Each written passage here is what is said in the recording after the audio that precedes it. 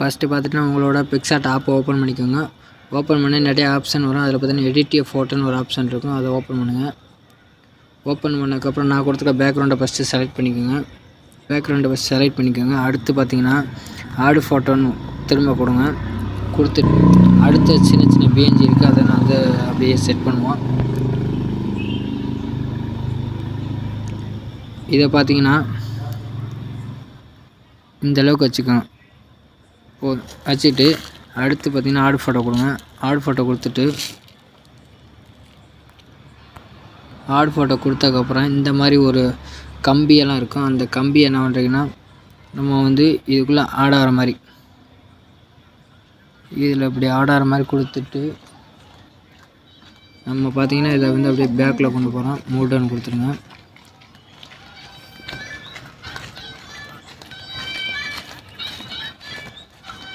Move down கொடுத்துட்டு அடுத்து பார்த்திங்கன்னா ஒரு செயின் இமேஜ் கொடுத்துருப்பேன். அந்த செயின் இமேஜை வந்து நீங்கள் ஆட் பண்ணிக்கோங்க.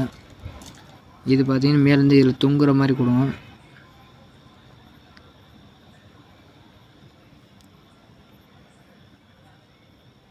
இது பார்த்தீங்கன்னா இது வந்து தொங்குற மாதிரி இப்படி கொடுங்க.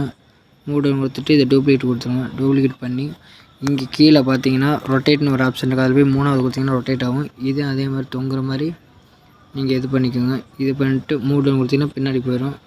அடுத்து பார்த்தீங்கன்னா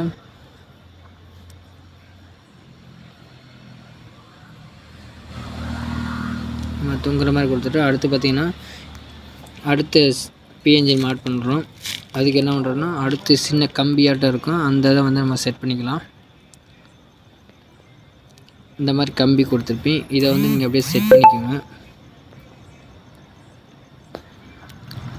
இது பார்த்திங்கன்னா இந்த இடத்துல அப்படியே கொண்டு வந்து இதில் வச்சுருங்க.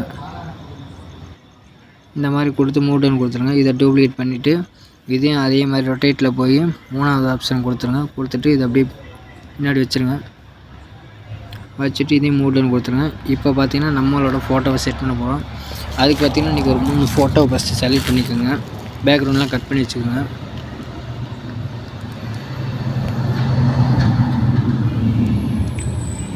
இது பார்த்திங்கன்னா 3 ஃபோட்டோ செலக்ட் பண்ணதுக்கப்புறம் இந்த ஃபோட்டோ பார்த்திங்கன்னா இந்த அளவு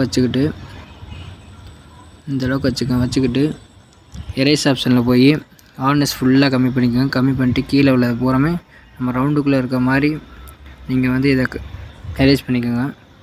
இது எல்லாமே செட் பண்ணதுக்கப்புறம் ஒரு ஃபயர் இமேஜ் கொடுத்துருப்பேன். அதை என்ன பண்ணுறீங்கன்னா அதை ஆட் பண்ணிக்கிட்டு இது ஃபுல்லாக கவர் ஆகிற மாதிரி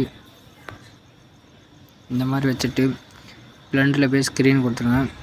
கொடுத்துட்டு நம்ம முகத்தில் இருக்க ஃபயரை பூராமே நம்ம வந்து எரேஸ் பண்ணிக்கோங்க. அந்த ஸ்கின் பண்ணிட்டு இந்த மாதிரி நீங்கள் எரேஸ் பண்ணிக்கோங்க. டிக்கு கொடுத்துட்டு நம்ம லாஸ்ட்டாக ஒரே ஒரு பிஎன்ஜி இருக்குது, அதை மட்டும் ஆட் பண்ணிக்கலாம். அதுக்கு என்னென்னு பார்த்தீங்கன்னா ஃபஸ்ட்டு டிக்கு கொடுத்துருங்க. டிக்கு கொடுத்துட்டு கீழே பார்த்தீங்கன்னா ஆட் ஃபோட்டோ இருக்குது. இது மட்டும் தான் இந்த டெக்ஸ்ட் ஆட் பண்ணுறோம்னா பார்த்தீங்கன்னா இன்டர்னல் போஸ்ட் ரெடி.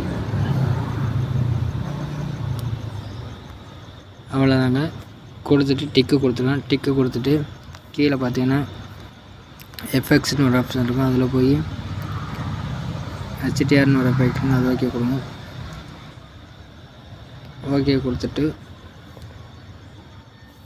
டிக்கு கொடுத்துங்க.